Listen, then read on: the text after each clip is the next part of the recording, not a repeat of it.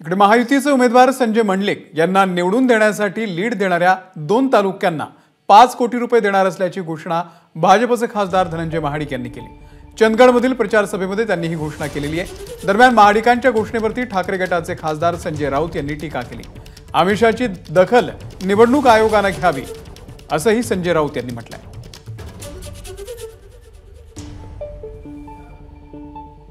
आता मी तुम्हाला सगळ्यांना आवाहन करतो, अण्णा कागल तालुक्यापेक्षा जर जास्त तुम्ही लीड दिलं तर मी आणि संजय मंडलिक साहेब तुम्हाला 5 कोटी रुपये अनावता देतील।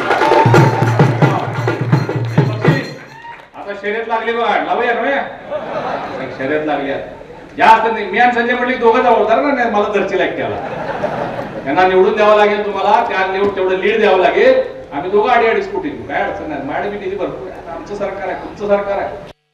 भाजप आणि मिंदे गटाच्या उमेदवारांनी किंवा पदाधिकाऱ्यांनी जे धमकी सत्र सुरू केलेलं आहे किंवा जे आमिष दाखवली जात आहेत त्याची दखल महाराष्ट्राच्या निवडणूक आयोगाने घ्यायला हवी, किंवा देशाच्या।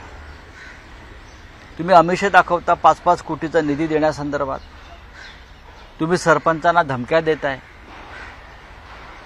एका बाजूला तुम्ही विरोधकांवर आचारसंहिता अत्यंत कडक आणि कठोर पद्धतीने लावताय आणि त्याच वेळेला सत्ताधारी पक्षाचे लोक सरपंचांना धमक्या देत आहेत, मतदारांना आमिष दाखवत आहेत।